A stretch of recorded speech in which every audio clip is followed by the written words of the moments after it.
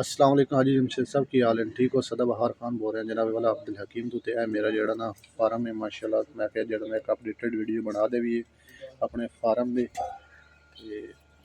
बाकी जड़ा ना तुहानू 1 मार्च ਨੂੰ मैं 2 जोड़े बेच ਦਿੱਤੇ ਹਨ ਉਸ ਤੋਂ ਬਾਅਦ ਮੇਰੇ ਕੋਲ ਇਹ ਇੱਕ ਨਰ ਬਚਿਆ ਜੀ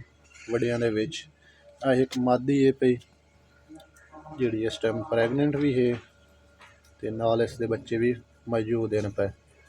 ये मेरे को वड्डे जोड़े बच गया जी तो नाल 8 बच्चे न पे उस तो बाद मेरे को छोटा माल माशाल्लाह मौजूद है जोड़ा मेरे फार्म अगर रन करे सी छोटे बच्चे थले मौजूद हैं तो इस तो उत्ते है माशाल्लाह चेक करो जी वड्डे बच्चे मौजूद हैं माशाल्लाह बड़ा एक अच्छा कारोबार है पिया बड़ा VIP कारोबार है कोई भाई अगर करना चाहें तो तुहाडे नाल मुंसलिक हो कि जमी रहे फार्मिंग नाल ते अच्छा मुनाफा कमा सकते माशाल्लाह बहुत अच्छा कारोबार जा रहा हुण असी इस दे विचों मुनाफा हासिल करना है।